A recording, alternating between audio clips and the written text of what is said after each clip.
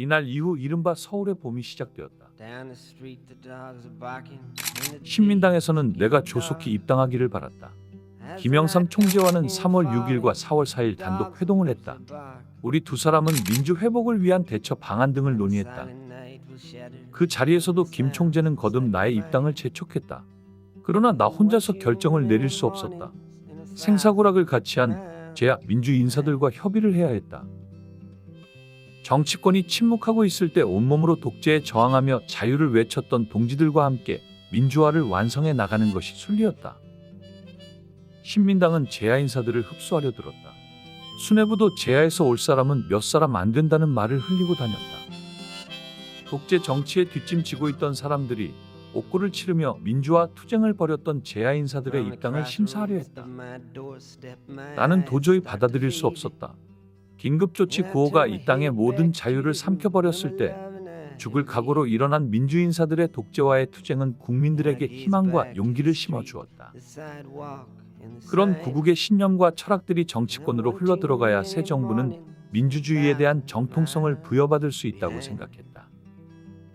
3월 26일 저녁 7시 나는 복권 후 처음으로 YWCA에서 민족이라는 제목으로 강연을 했다. 일반인을 상대로는 8년 만이었다. 청중들의 반응은 열화와 같았다. 우리는 민주주의를 2번 실패했습니다. 8.15 이후에 민주주의는 미국이 쥐었지만 우리 힘으로 하지 않았기 때문에 이승만 박사가 이것을 짓밟았습니다. 4.15 후에 민주주의는 국민 전체가 아닌 학생이 중심이 되었다가 혁명 후에 학원으로 돌아갔기 때문에 혁명 주체 없는 민주주의였기 때문에 박정희 장군이 이것을 쉽사리 박탈해버렸습니다. 우리 국민은 유신 치하에서 마침내 반성하고 깨달았습니다. 내 힘으로 하지 않는 민주주의는 진짜가 아니다. 내가 피와 땀과 눈물을 바치지 않은 민주주의는 진짜가 아니다라고. 이렇게 해서 수많은 사람들이 목사, 신부님들을 앞세우고 감옥에 가고 밖에서 기도회로서 싸우고 직접 참여하지 못한 국민들은 마음으로부터 이것을 성원했습니다. 그리하여 이것이 응결해서 폭발한 것이 바로 부산 마산 사태입니다. 12.6 사태는 7년간의 우리 민족의 끈질긴 반유신, 반독재 투쟁의 연장선상에서 일어났다는 것을 나는 말할 수 있습니다. 정가에서는 나와 제야 인사들의 입당 문제를 놓고 연일 신경전을 벌였다. 결국 4월 7일 제야 인사에 대한 적극적인 영입 의사가 없는 것을 확인한 나는 신민당 입당을 포기하는 성명을 발표했다.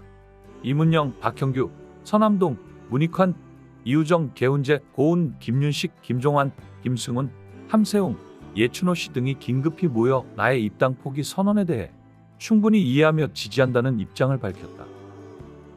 이들은 유신 체제와 싸우다 투옥을 당한 종교계와 학계, 문화계 인사들이었다. 당시 제야 민주 인사들 가운데 대다수는 내가 대통령이 돼야 한다고 생각했다. 그들은 나를 위해서는 무슨 일이든지 하려고 했다.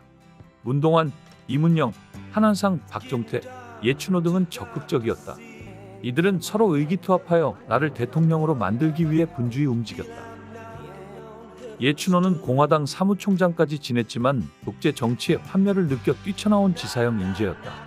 나는 그의 재능을 높이 사서 중용하려 했다.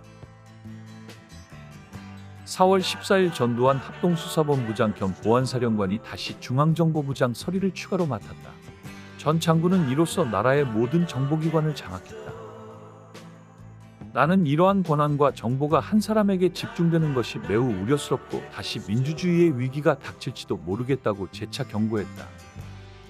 그러나 정치권은 여전히 낙관적이고 안이한 생각을 갖고 있었다. 나는 최후의 수단으로 국민과 함께 국민의 힘으로 군부의 음모를 누를 수밖에 없다고 생각했다. 그래서 대중 강연을 다녔다. 나는 가톨릭 농민회 주최 강연, 한국신학대학 강연, 동국대학교 강연, 관훈클럽 초청 강연, 충남 예산 윤봉길이사 의거 48주년 기념 강연, 정읍동학제 강연을 잇따라 가졌다. 청중들의 반응은 폭발적이었다. 동국대 강연은 학생들보다 일반 청중이 훨씬 많았다. 4월 18일은 1971년 대통령 후보로 100만 청중 앞에서 장충단 유세에 나섰던 바로 그날이었다. 만 9년 만에 같은 날짜, 같은 장소에서 연설을 했다. 나는 다시 살아서 이들 청중 앞에 섰다. 나는 앞으로 민주정부는 반드시 독재 정권의 항거에서 싸우고 고문당하고 박해당하고 투옥당하고 국민권을 박탈당한 사람들을 중심으로 해서 이를 성원한 국민과 국민이 인정할 만큼 반성한 사람들로 민주정통 정부가 반드시 구성되어야 한다고 주장합니다. 그렇기 때문에 우리는 앞으로도 최대한 잘해나가야 합니다. 우리가 성급한 혼란을 일으키는 일에 잘못 말려 들어가면 국가가 혼란할 뿐만 아니라 그런 일을 노리는 또 그렇게 되기를 바라는 사람들에게 절호의 구실을 준다는 것을 여러분들은 알아야 합니다. 학생들이 거리로 뛰쳐나왔다. 그동안 학생들은 학원 민주화와 유신 체제에 협력했던 어용 교수들의 퇴진을 요구하며 교내 시위만 벌였다. 하지만 5월 7일을 전후해서 교문 밖으로 나오기 시작했다. 개헌을 비롯한 민주화 일정 등에 도무지 믿음이 가지 않았기 때문이다. 수만 명이 거리로 쏟아져 나와 수상한 정국을 규탄하기 시작했다. 계엄 철폐, 전두환 퇴진, 전두환 처단, 비상계엄 하에서도 시위는 날로 확산되었다. 그러나 이상하게도 군인들은 시위를 수수방관했다. 학생들 집회와 시위는 반정부 투쟁 쪽으로 흘러갔다. 나는 이런 학생들 움직임이 위험하다고 판단했다. 만약 시위가 격해지면 민주주의를 저해하는 세력에게 빌미를 줄 수 있습니다. 지금 국민들이 걱정하고 있습니다. 나는 기회만 있으면 이렇듯 학생들을 만류했다. 신군부는 국민들과 민주화 세력을 분리시킬 명분을 찾고 있었다. 그것은 사회 혼란이었고 그래서 학생들의 과격 시위는 저들이 고대하던 호재였다. 5월 13일 나는 집에서 기자회견을 가졌다. 시국에 관한 대책을 마련하기 위해 최규하, 김영삼, 김종필, 전두환 그리고 나를 포함한 5인 회담을 제의했다. 이 같은 사실은 언론에 일체 보도되지 않았다. 이날 밤 시위 인파는 서울역 광장과 남대문 일대를 가득 메웠다. 그날 밤 고려대 학생회관에서 전국대학생 대표가 모여 다음 날부터 전국의 모든 대학이 반정부 가두 시위를 하기로 결정했다. 14일 오후 예정대로 서울, 대구, 광주 등 전국의 주요 도시에서 대대적인 가두 시위가 벌어졌다. 수만 명이 참여했다. 비상계엄 해제하라. 전두환은 물러나라. 유신 잔당 타도하자. 언론 자유 보장하라. 정부 개헌 중단하라. 학생 시위대는 영등포에서, 청량리에서, 신촌에서, 충무로에서 광화문 쪽으로 몰려들었다. 경찰과 충돌로 600여 명이 연행되었고 다친 사람들이 속출했다. 그러나 시민들의 반응은 신통치 않았다. The answer is blowing